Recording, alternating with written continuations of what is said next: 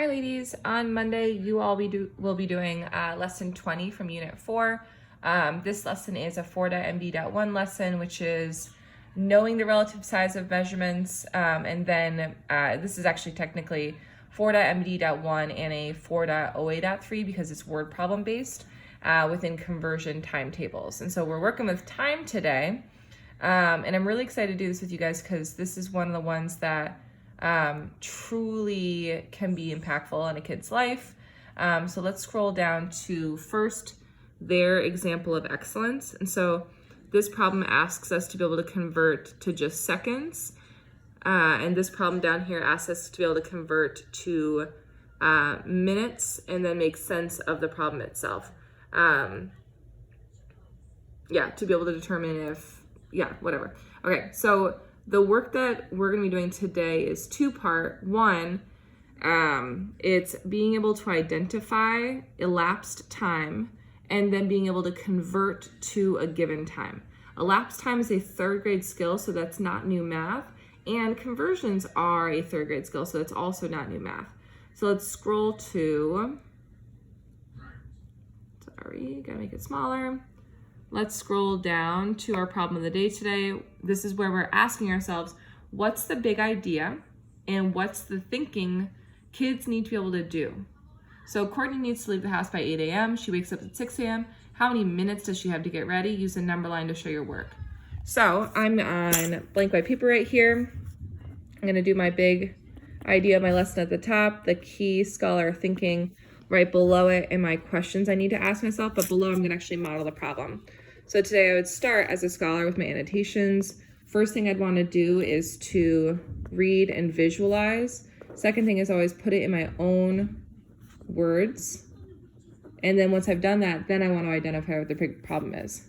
Minutes to get ready. Great, so then I have some knowns and unknowns, and then I need to make a plan for how I'm gonna solve. My knowns are, needs to wake up at 6 a.m. and needs to leave, that's too long to get ready, honestly. Needs to leave at 8 a.m. I think she should sleep in. And then the identify the minutes to get ready. So I actually am gonna make a plan today because I have a couple different tasks I need to tackle.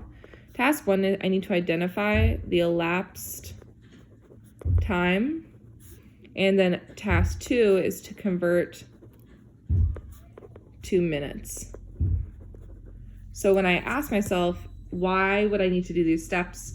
I don't actually know how long has passed, and I know I'm working in hours right now. So I'm gonna need to be able to convert from hours to minutes. So that means that I first need to identify how long, question mark, and then conversion rate. And this is a just know thing for kids.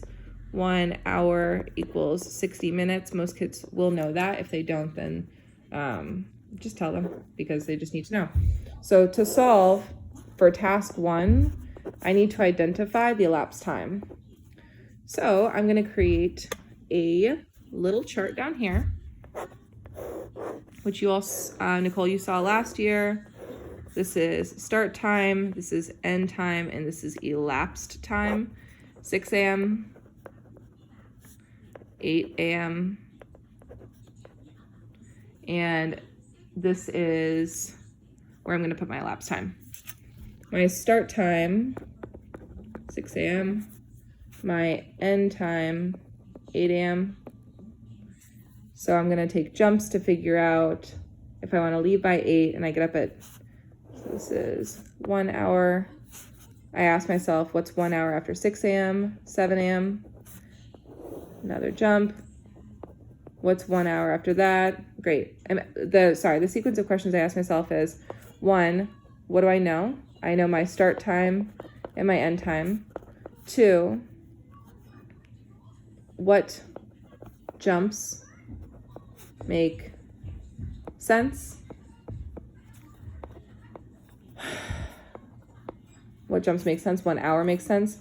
What's 1 hour after blank? So what's 1 hour after 6 a.m.? What's 1 hour after 7 a.m.? And then what's my total elapsed time? Right now, my total elapsed time is 2 hours.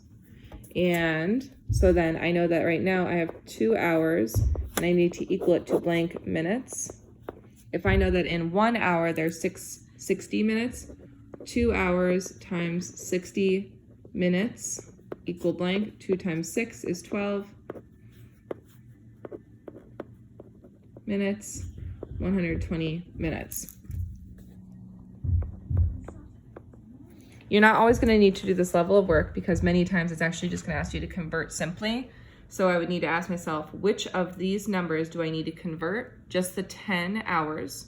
Great, I know that in each hour there's 60 minutes. So again, I'm going to start to model this. So my big idea today is I can,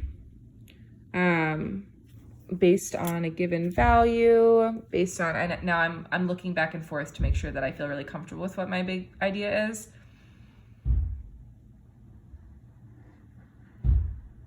So I can convert today, tomorrow, and every day. I can identify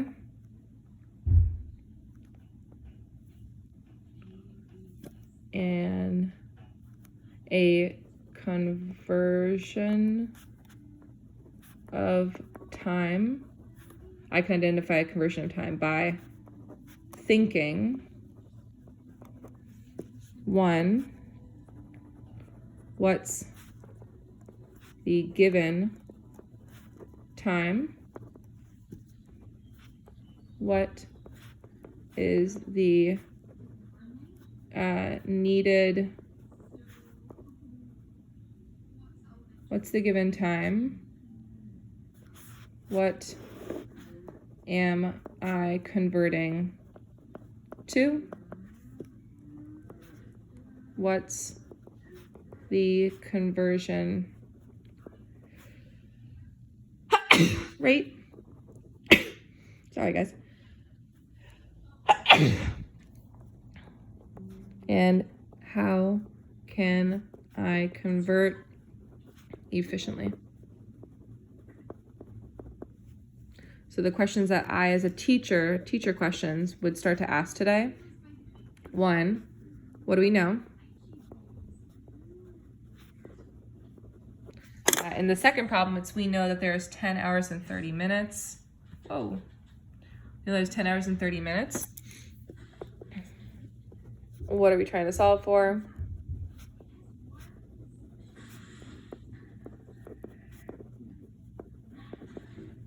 And then that's going to get me these two. If a child doesn't know the conversion rate, we're literally going to say, if we're trying, what are we trying to solve for? We're trying to solve for the total minutes. Okay, what conversion rate would help us? Which is very similar. How can we convert? And you want to really let them grapple. So today, this is the work. Most of your work is just going to look like this. You should really stay heavy in asking what plan would make sense for them to use, because the plan actually in many of them is to convert hours to minutes, add on additional minutes, and they're going to forget to add on the additional minutes. That's your misconception today.